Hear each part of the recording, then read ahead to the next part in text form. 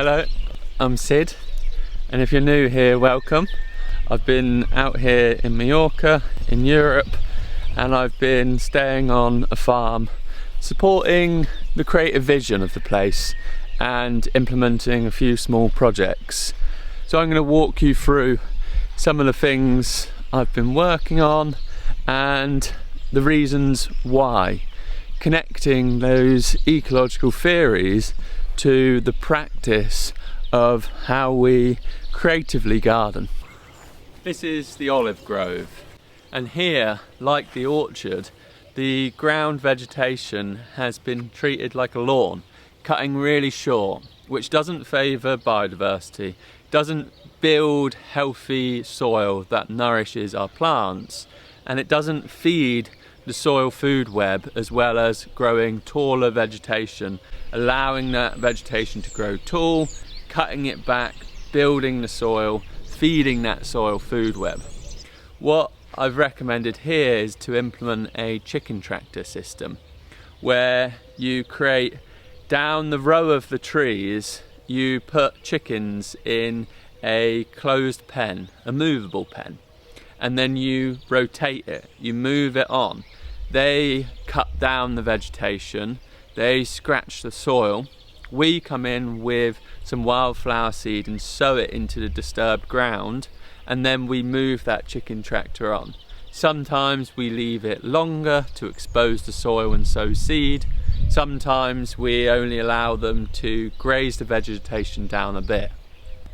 Going further, what I'd love to see here is a syntropic system where down the row you're planting diverse mixed crops, perennials, annuals, taller trees, shrubs, climbers, and these are creating a plant community that is focused on successional based growing, where you've got all of the plants taking up their roles, but then they're building biomass. You're cutting that and leaving it on the soil, and you're becoming the disturbance agent, creating disturbance in the vegetation, creating opportunities for new plants to get established, and then feeding and building soil, building the biomass, what builds the carrying capacity of the land, which means you can grow more food, more fruit, more vegetables. But this is quite a skilled and knowledgeable practice. So this is perhaps something that can be implemented further down the line. As the inhabitants' skill and knowledge builds, the complexity of the land can build, and the abundance of what we can grow.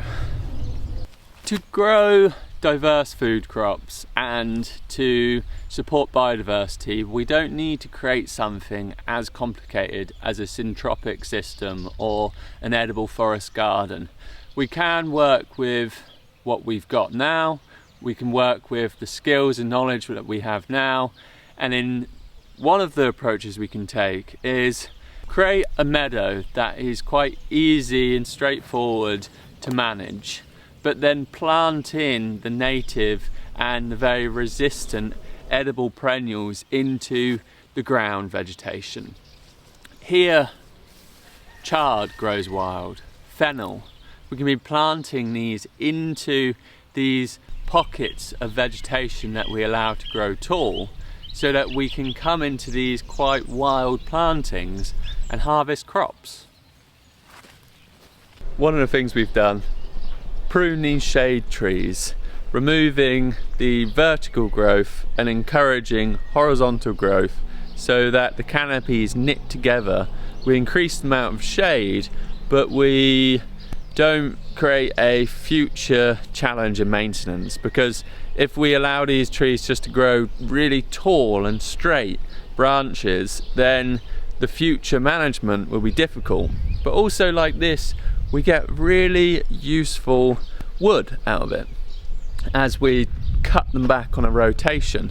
So and then what we've done is we've turned this wood into a compost bay. Well, 2 compost bays, and I love this idea in permaculture, the principle produce no waste. There is no such thing as waste in ecological systems. So we've reused the wood to create these beautiful compost bays, and then quite a lot of that wood has also been chipped so that we can use the organic matter as fertility on pathways or as mulch.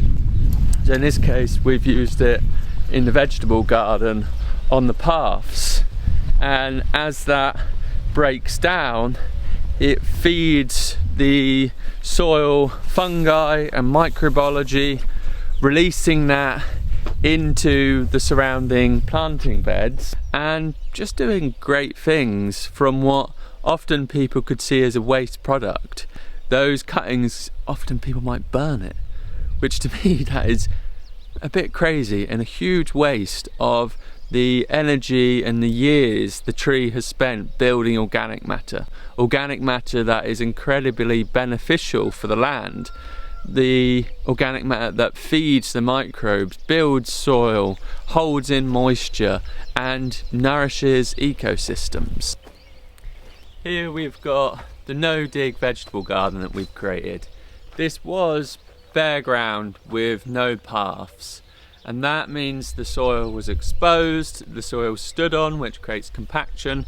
Whereas when you create a series of no-dig beds like this, where in the paths we've dug the topsoil, we've placed that on the beds, then we've placed a thick wood chip mulch on the paths. That helps suppress weeds, it holds in moisture, it feeds the fungi in the soil which shared with the plants.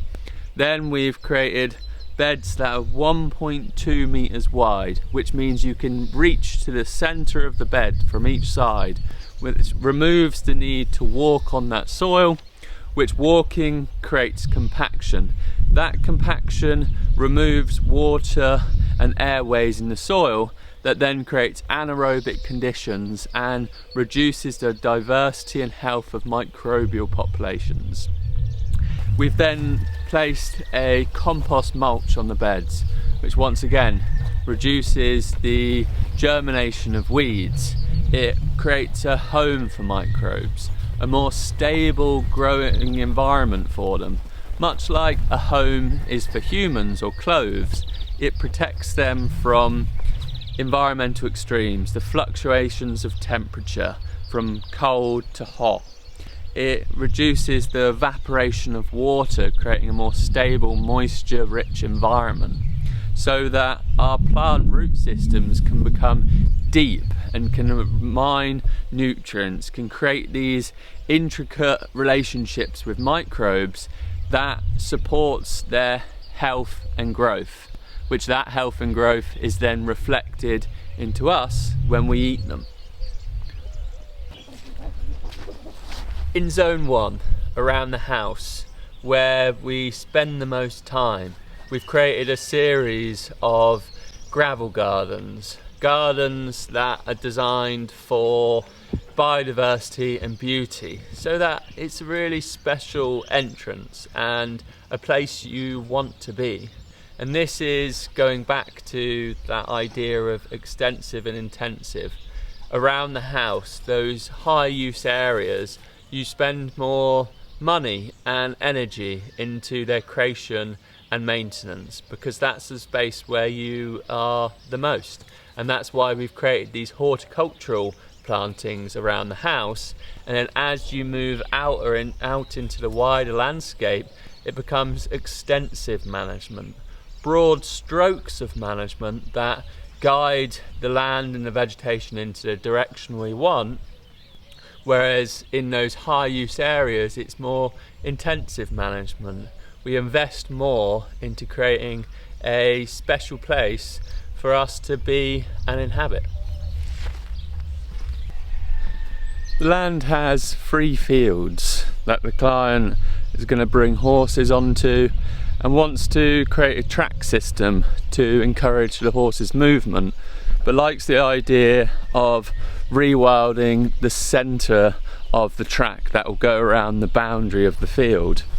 Currently the fields have been cut back clearly on quite a regular basis, and the vegetation really hit down low. It was likely cultivated as well fairly regularly, because the plants here indicate that there's a lot of disturbance on the land. And it's interesting to look at what is the vegetation doing.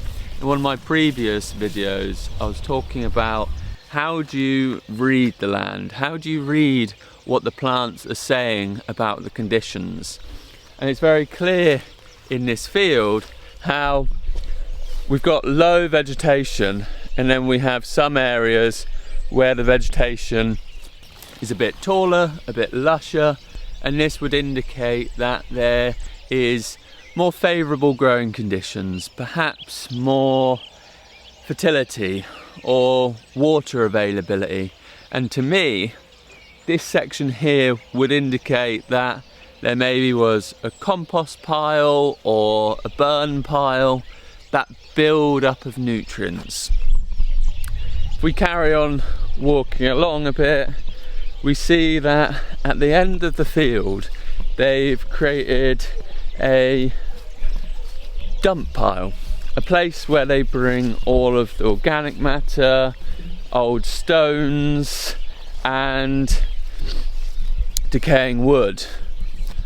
To some, this might seem like a waste pile, but in reality, creating this terrain, this variety of habitat types, that favours a more diverse variety of plants, because you have low wet points, taller dry points, south facing warm stones, north facing moist banks, and this creates the conditions for a variety of plants, which then feeds and nourishes diversity of insects. And that's where, if we want to support wildlife on the land, rather than homogenising our management right through like they have done in this field, create a mosaic landscape. Put down decaying wood piles, piles of stones, piles of earth and sand. And this is what I've been talking to the client about, is if she wants to rewild the centre of the field where the track system goes around, just do this. Dump piles of material. Yes, you can do it more artistically if you want, with dead hedges, with creative stone walls, with artistic features using these materials that create habitat for wildlife. And that's where we can also adapt. How do we cut the material on the land? Do we do one cut all the way through the field, or as we're tending it, do we rotation? We might cut one area early in the season, one area late in the season. We might leave an area for the whole season to grow longer. We could leave an area to turn into scrub. And this is where, through cutting, we can mimic the disturbance behaviours of grazing animals, because as I said in one of my previous videos, all grazing animals have different disturbance behaviours, in that some animals, like cows, might pull a clump of vegetation out the ground. They'll stamp big heavy holes, whereas sheep might be more delicate and selective. And so when we're cutting a field, create a mosaic of vegetation types, allowing some areas to grow long, some areas to grow short, and this creates a varied landscape for insects, for different wildflowers to live out their life cycles, creates varied habitat for mammals, and this is how, as gardeners, we can create biodiversity hotspots. Difficult growing conditions and disturbance usually give rise to diverse plant communities. This is where, when I'm managing a vegetation, using more broad strokes of management, cutting, scarifying, seeding, in looking at the land, reading what the vegetation's doing, we can apply a creative approach to cutting. I might select areas where are predominantly grass and the grass is very lush and vigorous. I might cut these areas very short, scarify them and sow wildflower seed, but on a smaller island rather than doing the whole field. And this is what we can do even on a small scale in our lawns. When we see an area of our meadow or our lawn with predominantly grass and we want to increase wildflowers and wildlife benefit, we can target smaller areas that the grass is very vigorous in. Knock back the grass, sow more wildflowers, but vary this approach. On other areas, do something different. As gardeners with intention and creative vision, we can create biodiversity hotspots on the land, places thriving with life, because there's not many species that in one small space can create woodland, bog, meadow, ponds. And this is the beauty about being human, is we have an opportunity to create thriving life. But as gardeners, if we have that creative vision, if we have a management plan that sets out a path on how we can make that vision a reality, we can do incredible things on the land.